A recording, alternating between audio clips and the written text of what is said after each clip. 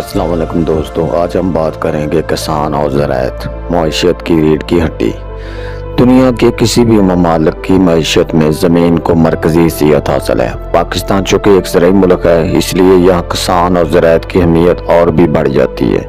पाकिस्तान की तकरीबन 38% आबादी बराह रास्त ज़राअत के शोबे से वाबस्ता है, जबकि कौमी पैदावार में ज़राअत का हिस्सा तकरीबन 20% है।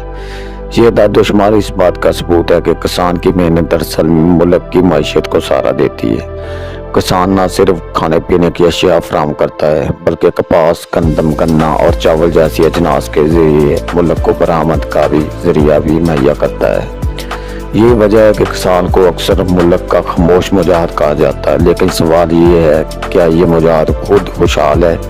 हकीकत ये है कि पाकिस्तान का किसान कई मुश्किलात से दो चार है।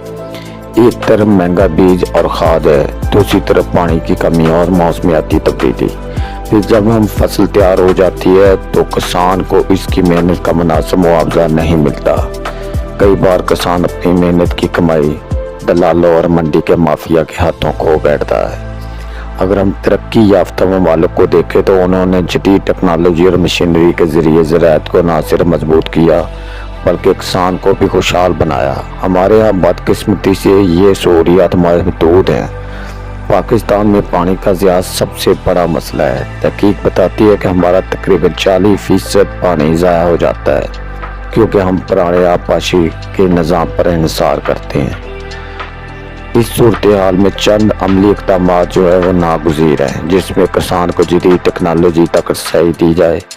हुकूमत बीज, खाद और डीजल पर सब्सिडी फराहम करे, छोटे किसानों को कर्ज आसान शरात पर मुहैया किए जाएँ, नौजवानों को ज़राअत में सरमायाकारी के लिए राग़िब किया जाए, पानी बचाने के लिए ड्रिप एग्रीगेशन जैसे जदीद निज़ाम मुतारफ़ कराए जाएँ।